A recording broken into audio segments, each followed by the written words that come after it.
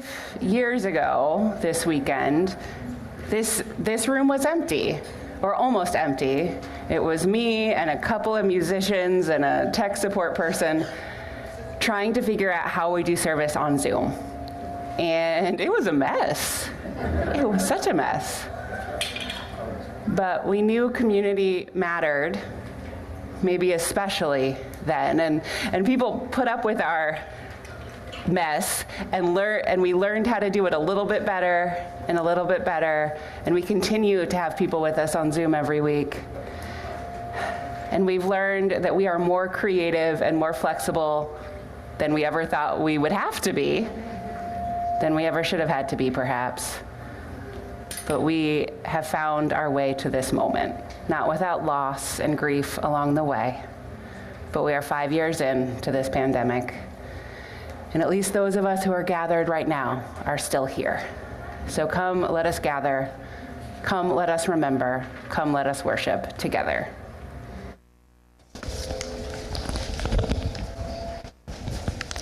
Hello, my name is Matthew Morris McCormick, and I'm a member of the Sunday Services Committee.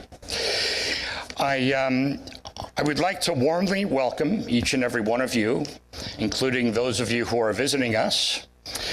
I'd like to share some welcoming words from Reverend Amy McKenzie, who is a minister and instructor of philosophy at Western Carolina University.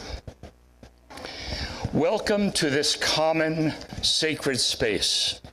Common because we are all welcome. Sacred because here we transform the ordinary and attend to the profound. We carry with us our regrets, doubts, fears, stories, laughter. May they inspire our worship. Above all, may we each meet what we need most to find on this day in this common sacred space.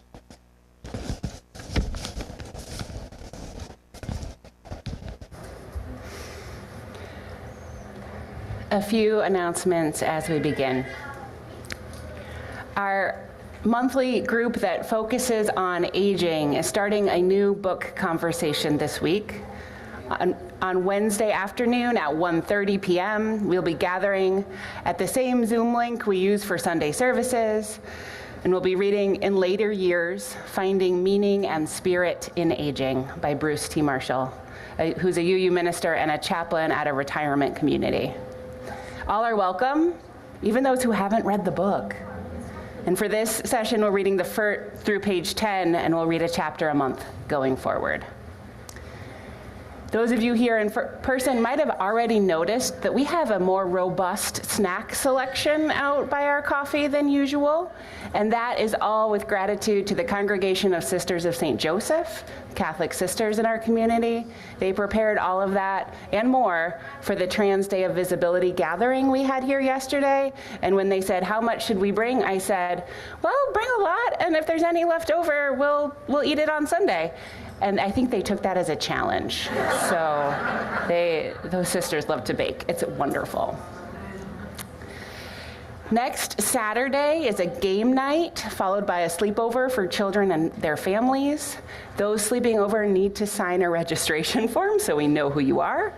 And there's a sign-up sheet in the foyer for ways to help make this event a success. I especially encourage those of you who are not the first to sign up for these things to sign up. There's lots of good ways to support our religious education program through this that doesn't involve being with children. So if that's your niche, if you want to show your support by doing some dishes or moving around some chairs, we have that covered. And there's also ways to be with children too, but we know it takes all kinds here. And next Sunday, I will be away. My grandmother is turning 100. I know, right? And so the sermon next week will be by Chris Meseroche, a member of the church who was part of the sermon class that I led this year. And it's very good, a reflection on his Methodist background and agnostic present. So please come for that or catch it later on YouTube. Okay. Now let us sing.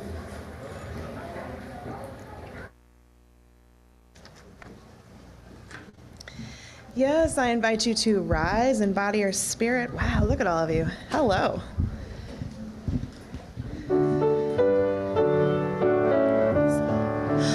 We are gathered in the spirit, though our bodies are apart, filled with joy and touched with wonder, separate hands but mingled hearts, giving thanks and singing praises for the love that calls us on from our many different places.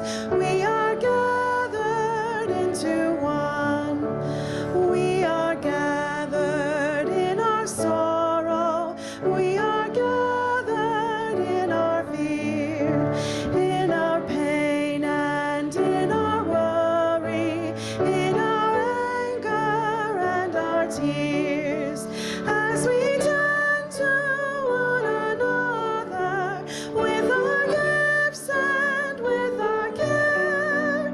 Our community is strengthened by the faith and hope we share. We are gathered in commitment to a planet that is whole. Works of justice, acts of kindness, bless the world and heal our souls. As our voices join together, may our song of peace resound. May we offer in abundance all the grace that we have found.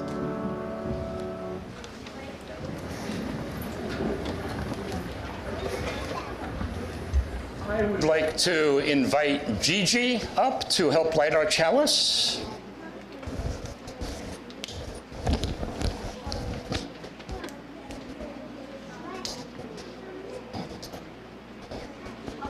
There you go. So first, okay. And those on Zoom, I would encourage to please type in the chat box. Thank you, Gigi. Type in the chat box where you are and that you're lighting a chalice. Why a flaming chalice? The question comes. It's the cup of life, we answer. A cup of blessings, overflowing. A cup of water to quench our spirit's thirst. A cup of wine for celebration and dedication.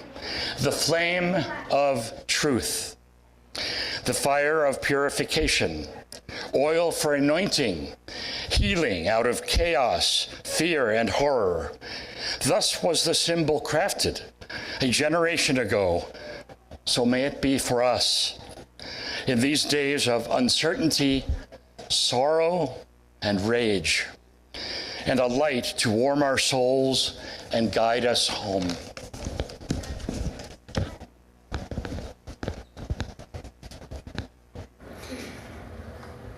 In addition to our chalice here, in our commons, in the church building, we have chalices kindled by people joining us on Zoom.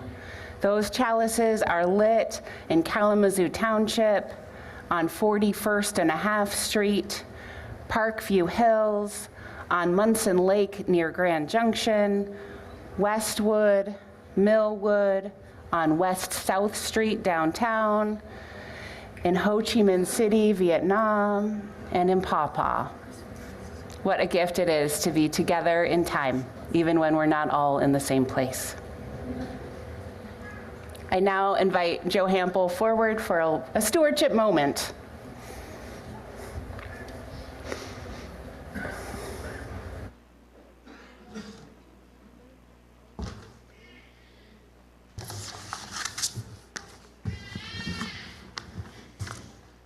Good morning, people's people. Project. Hello, hello. Hi, I'm Joe Hampel.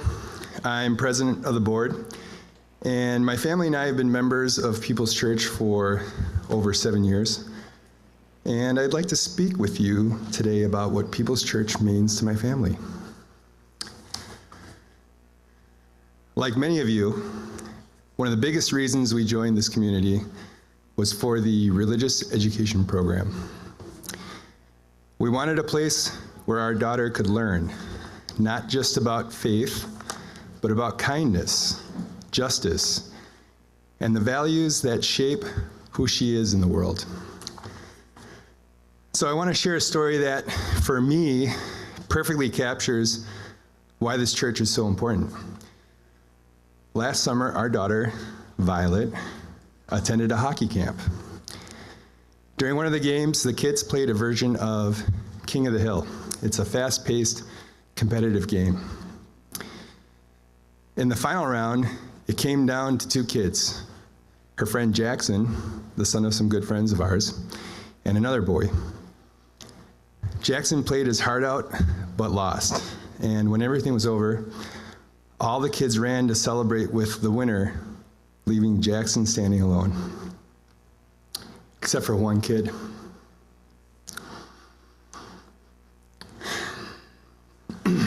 Violet skated over and gave him a big hug.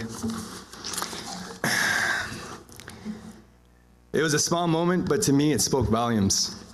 It wasn't about hockey. It wasn't about winning or losing. It was about compassion, about seeing someone who needed kindness and showing up for them. And I know without a doubt that she learned that here through the lessons, the community, and the values instilled in her by this church. People's Church is where our children learn to be the kind of people who reach out, who include, who stand for what is right. That is why stewardship matters. That is why we support this church, not just for ourselves, but for the generations to come. Thank you.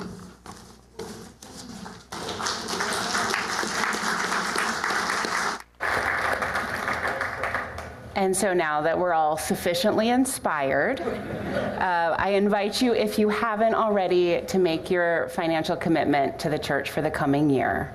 So there are several ways to do that. They are online through our online giving form that's linked in our weekly email. We have hopefully gotten paper forms into the hands of everybody who we thought was a likely pledger, but if you were an unlikely pledger, there are paper forms in the back of the foyer as well, and you can fill those out and stick them in the box today. We're about halfway done with our campaign, and our bookkeeper is on vacation, so I can't give you a numerical update. And isn't that a confident way to be, to let our bookkeeper take a vacation in the middle of stewardship? So let's hope that is well-founded, and there'll be numbers to share next week. And now I'd like to invite our children forward for a story.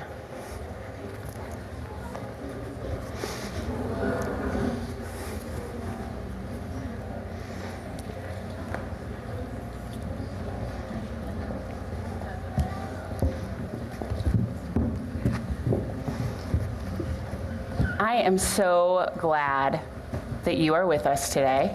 And I'm sharing a story called Count the Monkeys.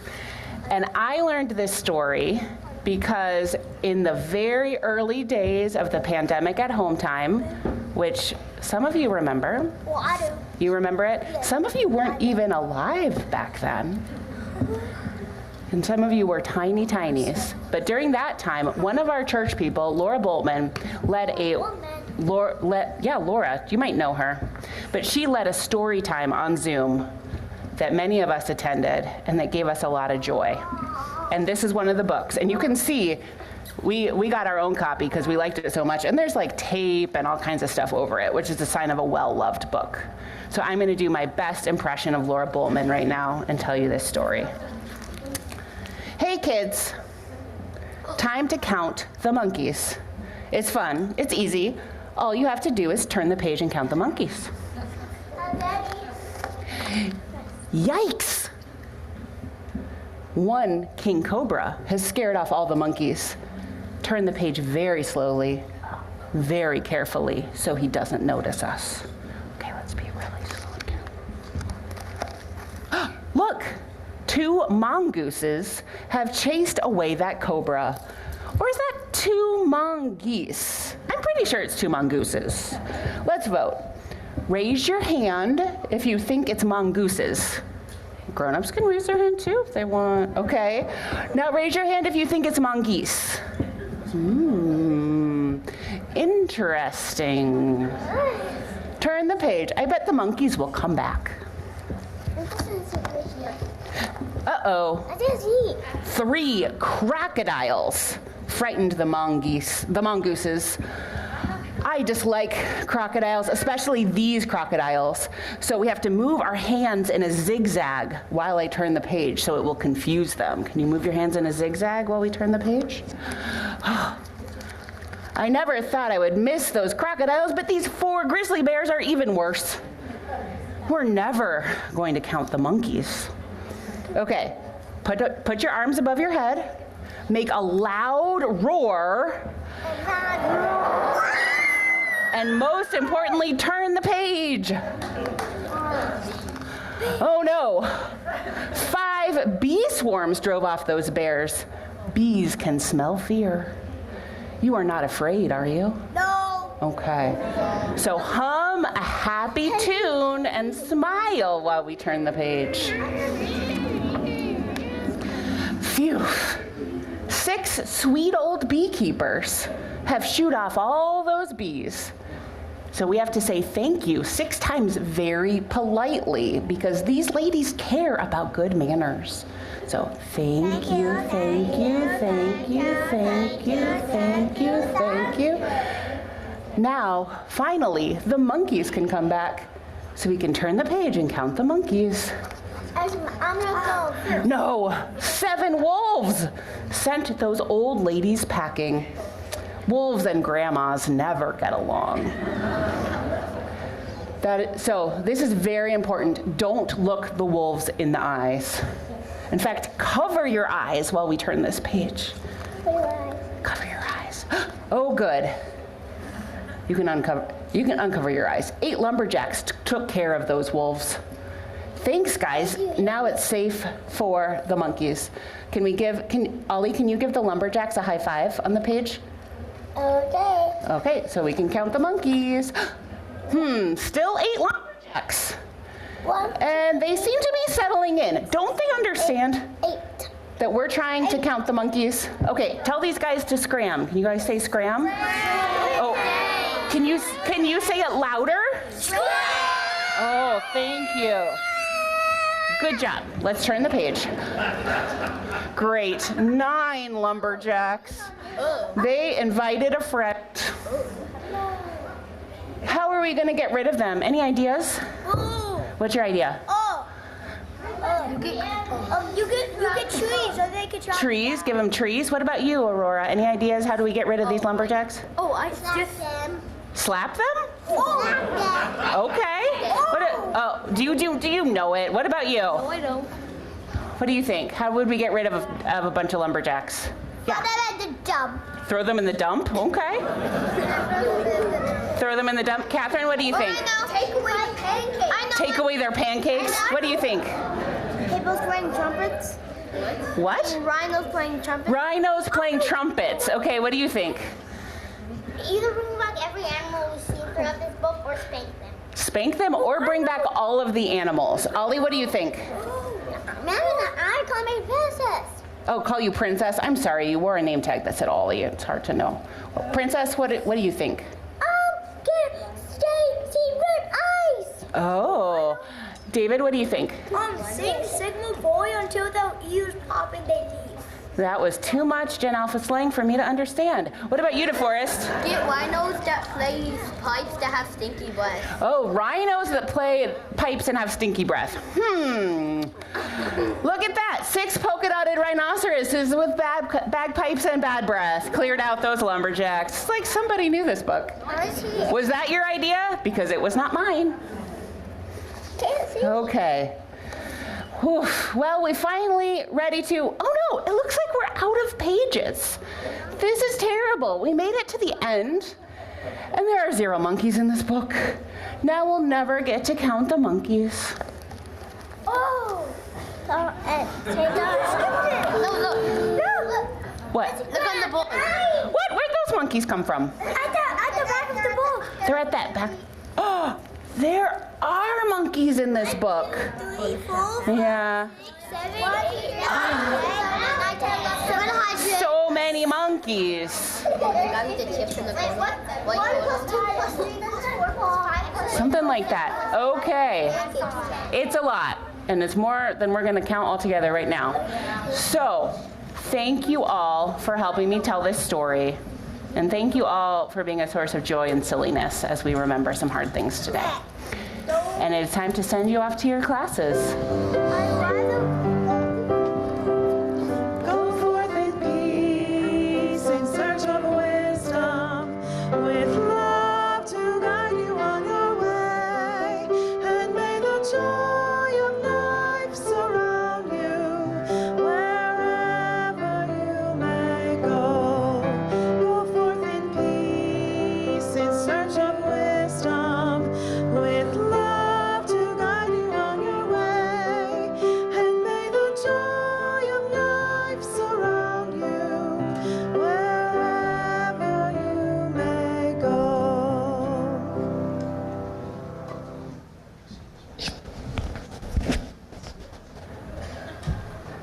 People's people are generous people. And one of the things that helped this community, that helped so many of us survive these past few years, is people bringing their skills to share. Whether it's the children's librarian who led the story time and introduced us to books like that, to the people who understand how building design works and figured out how to get more fresh air into this room so we would have better circulation and more less likelihood of spreading disease while we're all sitting here. To the medical people and veterinary people, because we learned that preventing disease outbreaks in lab animals is actually not that different than preventing them in humans, who helped us figure out how do we regather more safely, how do we be together more safely. To everyone else who just brought creativity and kindness to outdoor programming or online things and invited people along to try to figure this out. It took all of us. And I am so grateful for everybody who helped hold this community together and everyone who joined us along the way. So this is the moment where I invite you to continue to be the generous people that you are. The offering will now be received.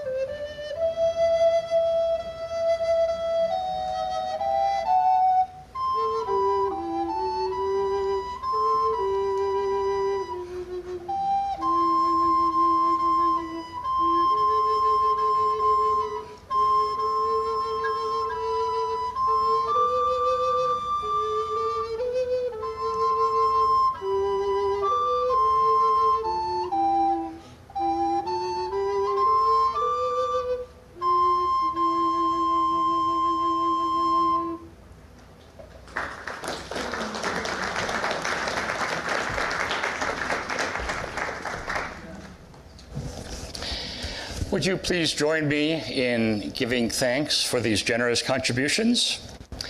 From the countless gifts we each have been given, gifts of life and love and sustenance, we bring these small portions to share in the works of love, which none of us can accomplish alone.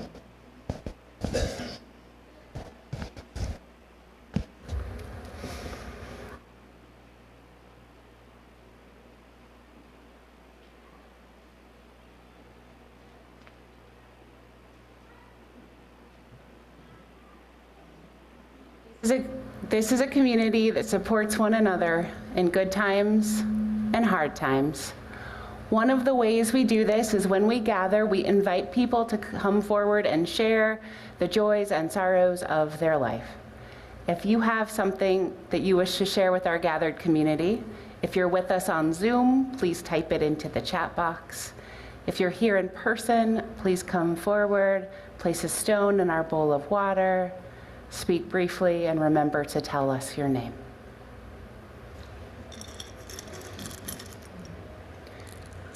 I now place a few more stones to mark the joys and sorrows that are unspoken in our hearts, the joy and sorrow in our wider community and in our wider world.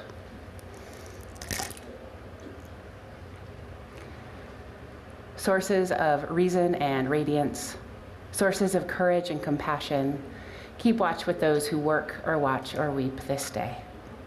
May the suffering be soothed. May the weary find rest. May the sick be tended. May the dying and those who love them find peace. May the joyous be shielded. And may all of us know we are wrapped in a love that surrounds us always, a web that connects us to all that exists.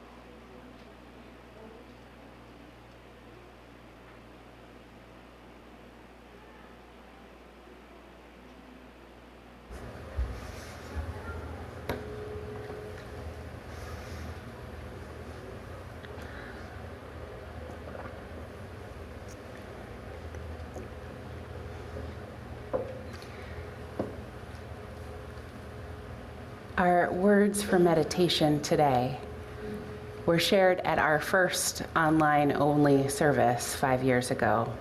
It's a piece written by a former neighbor of mine, Joanna Lynn Want. Litany of intentions in a time of pandemic. May we be happy. May we be peaceful. May we be free. May we grow in awareness of our interconnectedness to all beings. May we grow in love for our neighbor. May we grow our resolve to build a social safety net for all. May we restore our commitment to the common good. May we wash our hands. May we wash our hands some more. May we buy only as much hand sanitizer as we need. If we must shelter in place, may we be grateful to have a shelter. May we be mindful of those who are without shelter. May we grow in curiosity and compassion toward those with empty pantries.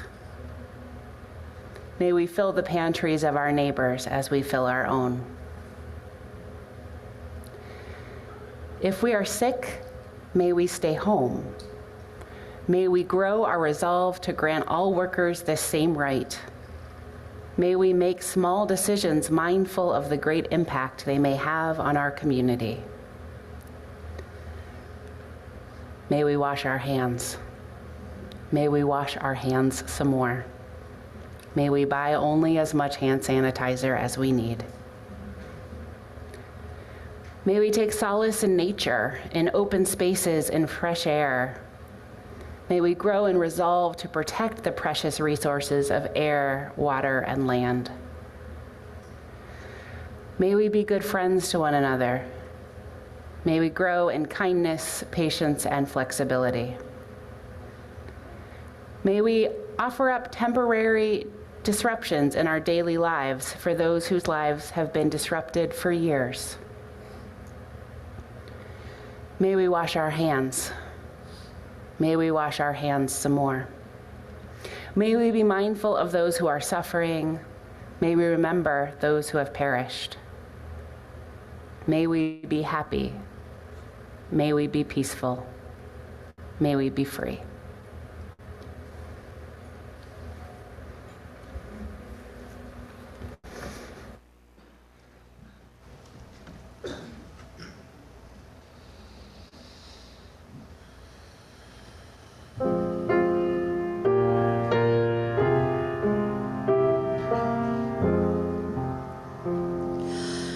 Find a stillness, hold a stillness, let the stillness carry me. Find the silence, hold the silence, let the silence carry me. In the Spirit, by the Spirit, with the Spirit giving power, I will find true harmony. Seek the essence, hold the essence, let the essence carry me. Help me flower, watch me flower, carry me. In the Spirit, by the Spirit, with the Spirit giving power, I will find true harmony.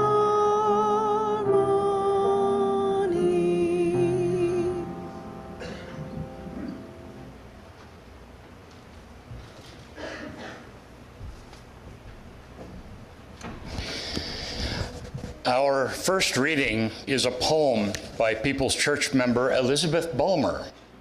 We read it during our first all-Zoom service 5 years ago. Corona.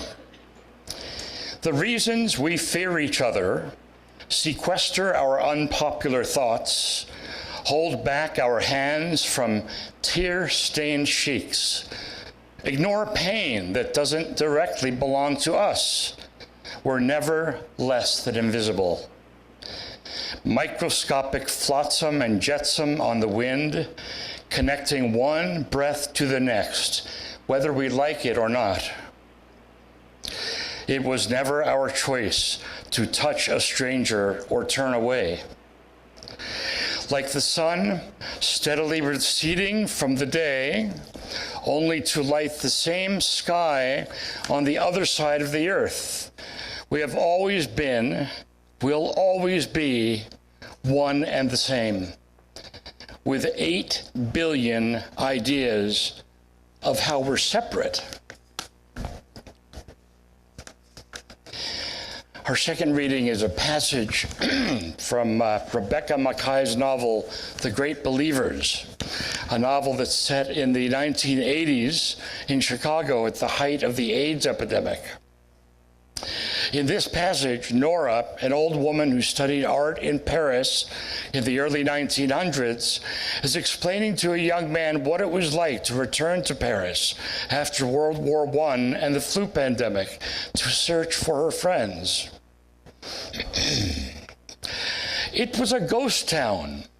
Some of those boys who died were dear friends. I'd studied next to them for 2 years. I'd run around with them, doing all the ridiculous things you do when you're young. I could tell you their names, but it wouldn't mean a thing to you. If I told you Picasso died in the war, you'd understand. Poof, there goes Guernica. But I tell you Jack Weiss died at the Somme, and you don't know what to miss. Every time I've gone to a gallery, the rest of my life, I've thought about the works that weren't there. Shadow paintings, you know, that no one can see but you. But there are all these happy young people around you, and you realize, no, they're not bereft. They don't see the empty spaces.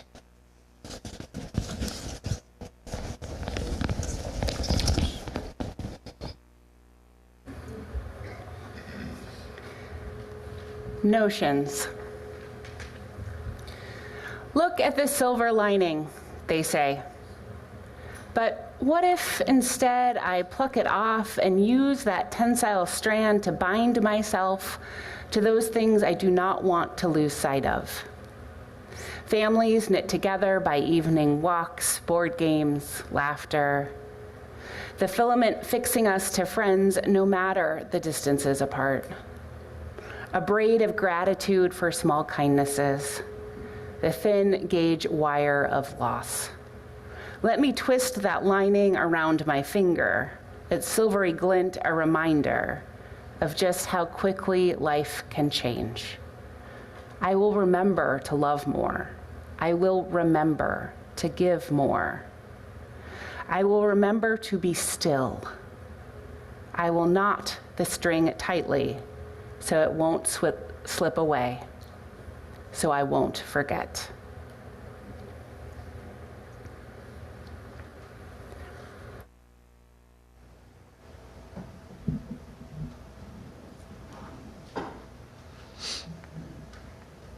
I invite you to stretch upward a little bit to sing our next song together.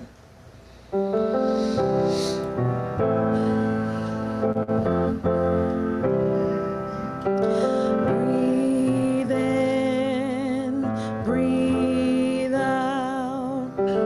Breathe in, breathe out. When I breathe in, I'll breathe in peace. When I breathe out, I'll breathe out love. When I breathe in, I'll breathe in peace. When I breathe out, I'll breathe out love. Keep going. When I breathe in, breathe out, breathe in, breathe out. Last time. When I breathe in, I'll breathe in peace. When I breathe out, I'll breathe out love.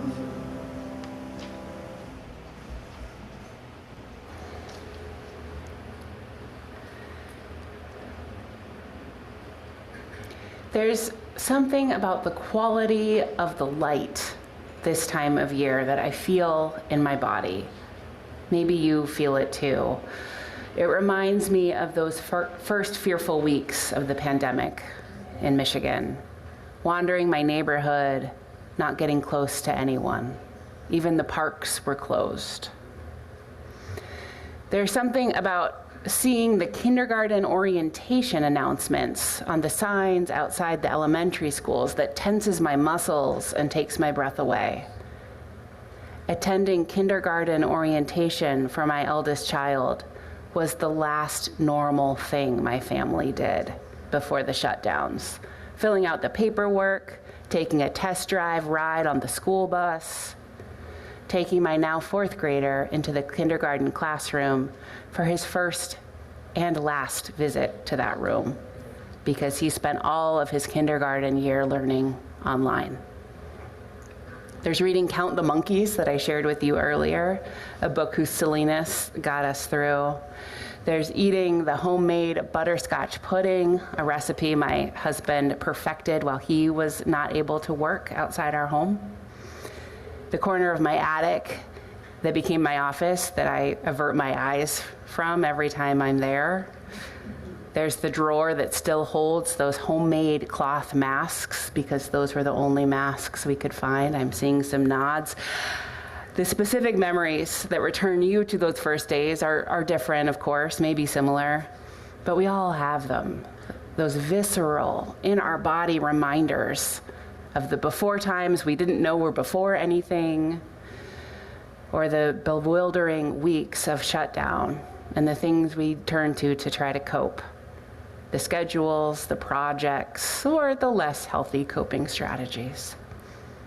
How we learned how to use Zoom or understand its capabilities in new ways so very quickly, making Zoom and Jitsi and Google Meet and the rest an essential part of our lives.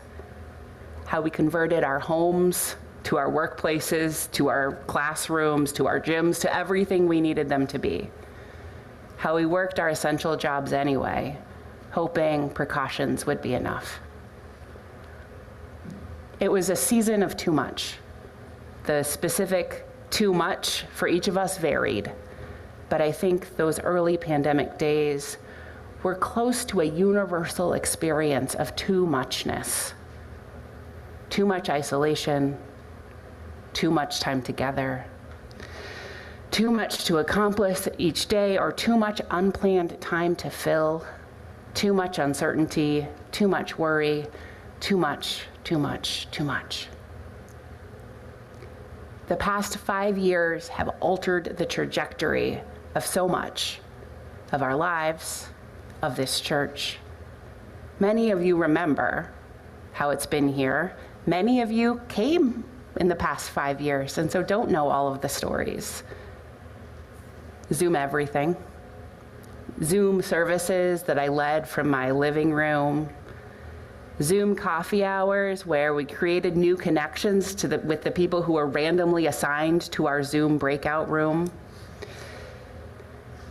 Memorial services online and outside. Outside services, outside meetings, outside religious education classes. I did an outside wedding when it was 15 degrees and we were up to our knees in snow. We did all kinds of things that I look back on and wow, just wow. We learned in a new way that our church is so much more than this building. And we used this building to serve our mission in new ways, turning this room into a furniture and toiletry and bedding warehouse to store everything for newly arriving refugees from Afghanistan.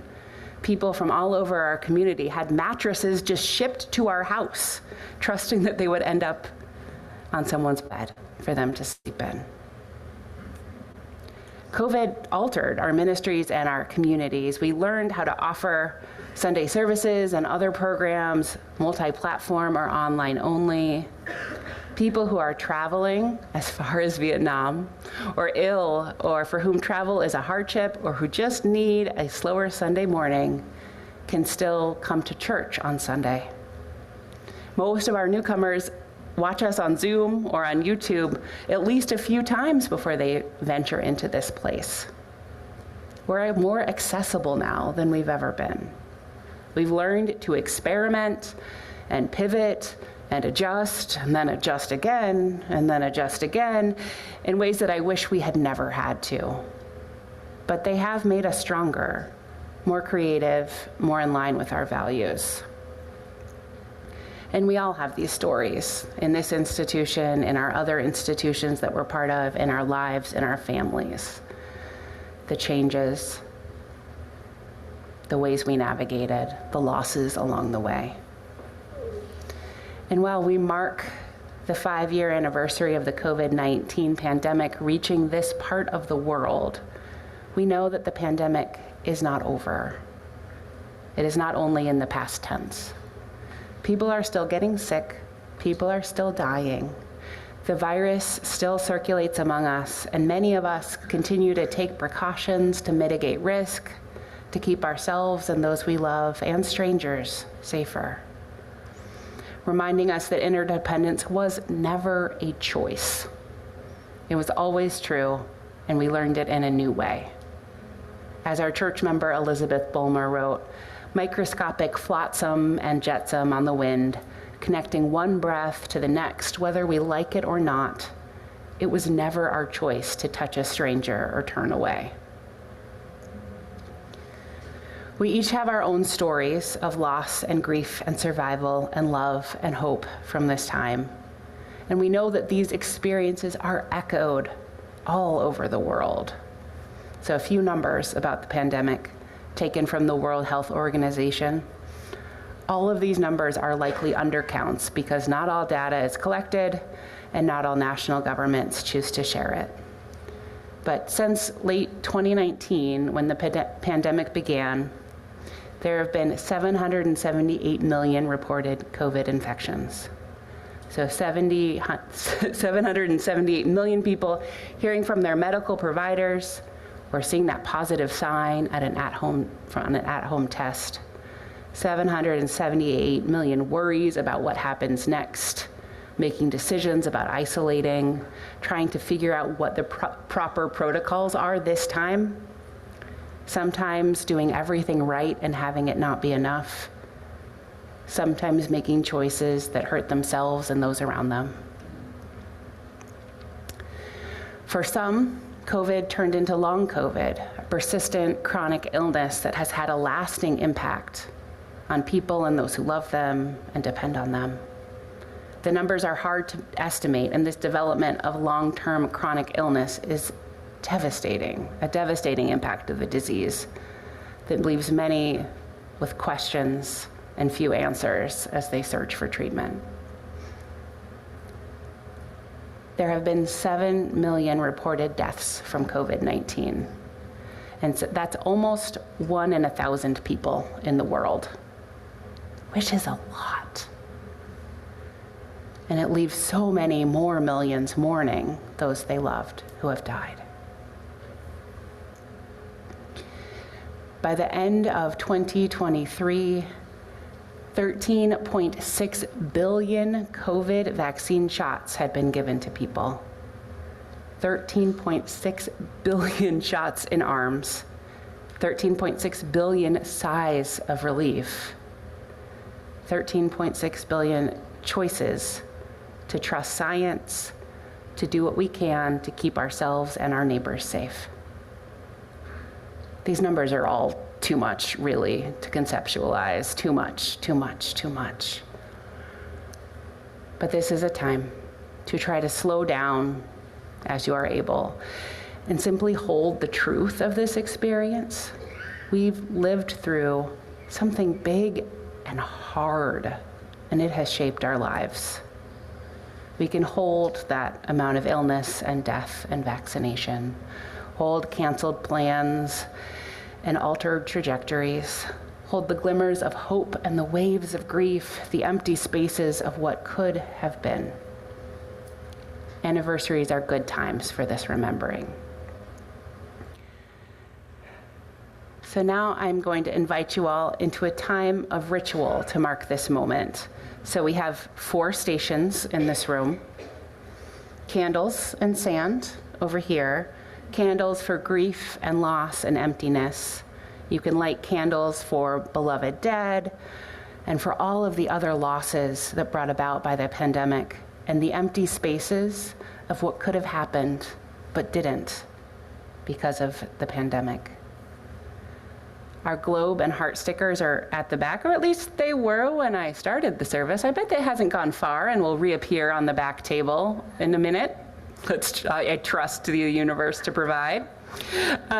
So That is a ritual for sending love to the world. We know that this pandemic shaped our lives and the lives of everyone. It's a station for sending love to other parts of the world. There are stones here in the center. Many of us carry burdens from this time. So a ritual of releasing the burdens we carry, I invite you to take stones from the bowls and place them on the table. We'll be creating piles of stones. And I did instruct people last week that if they liked, they could bring artifacts of the pandemic. And so you can lay those artifacts on the table as well. And finally, silver linings. Over in that corner, we have lengths of silver ribbon and thread. So because we can make room for all of it, even the stuff that was kind of good in the midst of it all. So we know that there were moments of joy and peace and hope that have been part of this time. So you can cut a length of silver ribbon and perhaps tie it around a finger, or invite someone to tie it around your wrist to help you remember what you don't want to forget. We'll have no more than 10 minutes for this ritual time. So you're invited, this is a choose your own adventure moment. Those of you in the room, you can visit as many or as few as you like. You're welcome to stay at your seat for a time of quiet contemplation.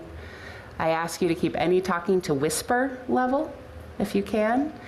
If you're with us on Zoom, I'm sorry we can't send you all of these ritual elements through the technology, but I hope you can take time for your own ritual of remembrance. Perhaps you have a candle, a stone, a journal, some drawing material nearby. And when the final hymn begins, when our choir begins to lead us in song, you can continue your ritualizing, and there will be time for more after the service.